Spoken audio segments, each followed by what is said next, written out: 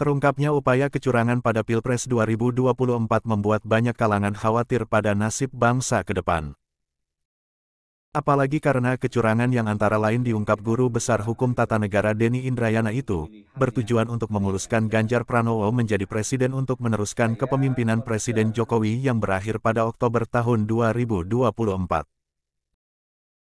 Kekhawatiran itu bahkan membuat Pangdam 3 Siliwangi Majen TNI Kunto Arif Wibowo urun suara dengan mengatakan bahwa jika pemilu 2024 sudah gak benar dan penuh kecurangan, maka TNI wajib proaktif maju untuk mengamankannya. Pertama, kita harus sepakat bahwa pemilihan umum, khususnya pemilihan presiden yang akan kita lakukan nanti pada tahun 2024 itu adalah untuk mendapatkan pasangan kepemimpinan nasional yang akan melaksanakan apa yang menjadi amanat dari konstitusi kita. Nah, secara berulang kali selalu saya katakan bahwa amanat dalam konstitusi kita itu ada dua yang penting. Pertama, bahwa negara kita ini dibentuk karena rahmat Allah Subhanahu wa Ta'ala. Jadi kita harus sadar benar akan potensi dan kekuatan religius yang mendukung kemerdekaan kita pada tanggal 17 Agustus 1945, kemudian juga eksistensi daripada negara ini yang sampai sekarang kan sudah berusia 78 tahun kemerdekaan. Nah,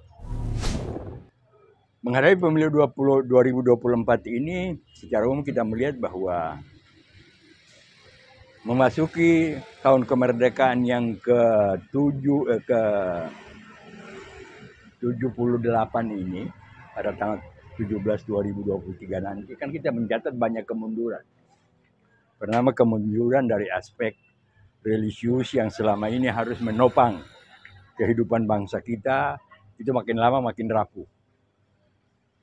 Nah, makin lama makin rapuh itu dimana kita melihat bahwa materialisme, pengaruh komunisme, pengaruh kapitalisme yang syarat dengan politik transaksional serta sistem politik dan sistem demokrasi yang dihiasi oleh hal-hal yang sangat bersifat materialistik sehingga menciptakan kemunduran dalam kehidupan spiritual bangsa kita. Kedua, ekonomi kita juga demikian. Kesejahteraan rakyat kita juga demikian. Nah, kita lihat saja misalnya nilai mata uang kita terhadap dolar kan masih rapuh. Masih sebentar naik, sebentar turun. Mungkin belakangan ini kita melihat bahwa dia turun dari 15.000 lebih menjadi 14.000 lebih. Tapi kan itu kan tidak signifikan, dia tetap masih menyebabkan kerapuhan dalam kehidupan ekonomi kita. Nah, dalam rangka itulah harapan pertama kita supaya pemilu nanti khususnya pemilihan presiden menghasilkan pasangan presiden yang betul-betul memahami fungsi dan tugas kepentingan nasional sebagaimana tertulis dalam alinea keempat mukadimah Undang-Undang Dasar 45. Nah, apalagi kita lihat sekarang ini kan dalam pilpres sekarang ini kan ada pengaruh Cina, ada pengaruh Amerika atau ada pengaruh komunisme, ada pengaruh kapitalisme yang juga berusaha untuk mempengaruhi partai politik. Malahan ada juga gejala-gejala lewat tokoh-tokoh, lewat politisi kita, lewat partai politik memaksakan kehendaknya untuk menetapkan seorang menjadi calon yang nantinya dia tidak akan mampu melaksanakan kepentingan nasional, tapi akan menjadi boneka daripada pihak luar yang mendukung dia. Nah, itu yang patut kita sesalkan, apalagi kita melihat bahwa Presiden Jokowi sendiri, walaupun barangkali sulit untuk menyatakan bahwa dia melanggar undang-undang, tapi secara etika politik, hal-hal yang dilakukan oleh Presiden Jokowi seolah-olah melakukan rekayasa supaya ada pasangan calon siapa dengan siapa dan mana yang harus terpilih.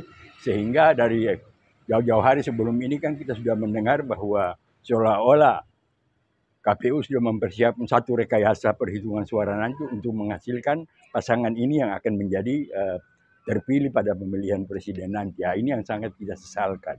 Nah, oleh karena itu saya ingin barangkali ada beberapa hal yang perlu kita catat menyangkut pilpres ini. Pertama adalah belakangan ini kan masih mulai makin menjadi masif tuntutan untuk kembali kepada Undang-Undang Dasar 45 yang asli, yaitu Undang-Undang Dasar 45 yang ditetapkan pada tanggal 18 Agustus 1945.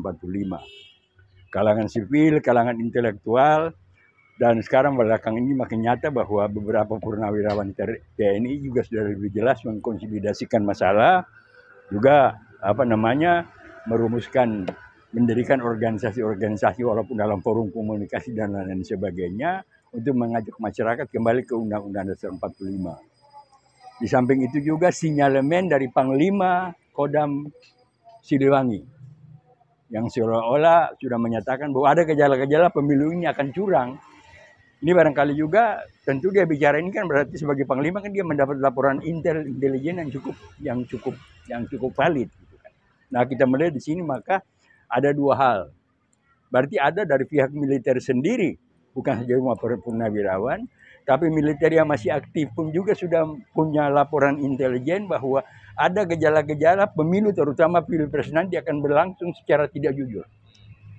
Nah kalau ini terjadi, kalau sinyalemen ini sudah ada, maka saya kira barangkali hanya ada dua alternatif untuk memberikan keyakinan kepada masyarakat bahwa pemilu nanti khususnya pilpres akan dilaksanakan secara jujur, adil, dan transparan. Itu adalah bagaimana supaya militer bisa melakukan pengawasan yang lebih ketat. Itu alternatif pertama. Artinya militer harus memberikan jaminan kepada bangsa ini bahwa mereka akan mengawal secara ketat setiap kinerja KPU, baik melalui pemilihan legislatif, khususnya pada pemilihan presiden nanti, sehingga kecurigaan masyarakat atau gejala-gejala akan timbulnya kecurangan dalam pilpres nanti tidak akan terjadi.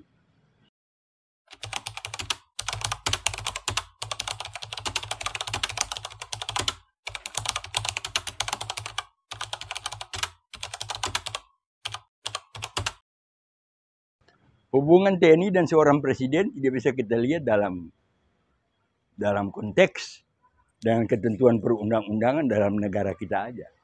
Tapi bisa juga kita lihat dalam konteks global. Dalam konteks global bukan berarti kita bukan bicara hubungan antara TNI dengan presiden, tapi kita bicara hubungan militer dengan presiden. Nah, dalam beberapa konvensi bisa diterangkan bahwa tidak semua jenderal, tidak semua perintah presiden yang sipil itu bisa dipatuhi oleh seorang jenderal atau seorang panglima. Contoh misalnya pada saat Perang Dunia Kedua, di mana Presiden Amerika Serikat pada saat itu memerintahkan MacArthur untuk melakukan sebuah tindakan. Waktu itu posisi MacArthur ada di Morotai ketika dia menghadapi invasi Jepang. Ya kan? Nah, tetapi menurut perhitungan MacArthur, kalau dia melaksanakan perintah presiden itu justru akan merugikan angkatan perang Amerika Serikat, maka perintah itu dia tidak laksanakan.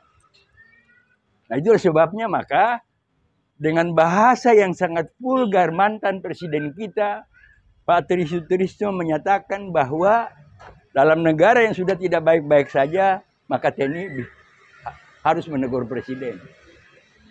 Itu berarti tinjauan apa yang disampaikan oleh Pak Tri tidak merujuk hanya kepada hubungan TNI dan presiden dalam konteks keindonesiaan, tapi sudah bicara tentang hubungan antara militer dengan seorang presiden dalam konteks konvensi-konvensi internasional.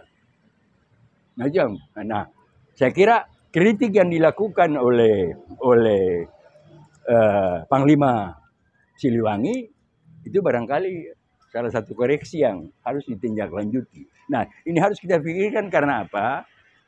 Jangan sampai proses pergantian kasat pada bulan November nanti menimbulkan masalah baru. Karena pada bulan November Dudung akan pensiun. Ya kan? Kemudian, kalau nggak salah juga, setelah Dudung pensiun pada November 2023, Panglima TNI juga akan pensiun juga. Nah ini kan ada dua persoalan yang nantinya juga akan mempengaruhi hubungan antara TNI dengan presiden dalam konteks yang tadi saya bilang tadi. Dalam konteks konvensi-konvensi global yang bicara dan mengatur tentang hubungan antara militer dengan presiden. Jadi harus kita lihat bahwa hubungan antara TNI dengan presiden itu jangan kita lihat dalam konteks nasional saja, tapi harus juga kita lihat dalam konteks global. Nah, konteks global antara lain tadi membenarkan bahwa bila dalam kondisi tertentu seorang panglima militer mempunyai kesimpulan bahwa perintah presiden tidak bisa dilaksanakan karena bisa merugikan negara, maka dia tidak bisa dipersalahkan. Kondisi itu diatur dalam konvensi internasional. Anda bisa baca teori-teori yang diungkapkan oleh Sun Tzu, Anda bisa baca teori-teori yang diungkap oleh Clausewitz dan lain sebagainya. Anda juga bisa baca pakar-pakar hukum tentang perang yang ditulis oleh Oppenheimer dan lain sebagainya. Anda akan temukan kesimpulan itu bahwa dalam konvensi internasional mengenai hubungan militer dengan presiden, maka seorang panglima, seorang jenderal, karena kalkulasi untuk kepentingan bangsa dan negaranya, dia boleh tidak melaksanakan perintah, dia boleh tidak mematuhi perintah presiden.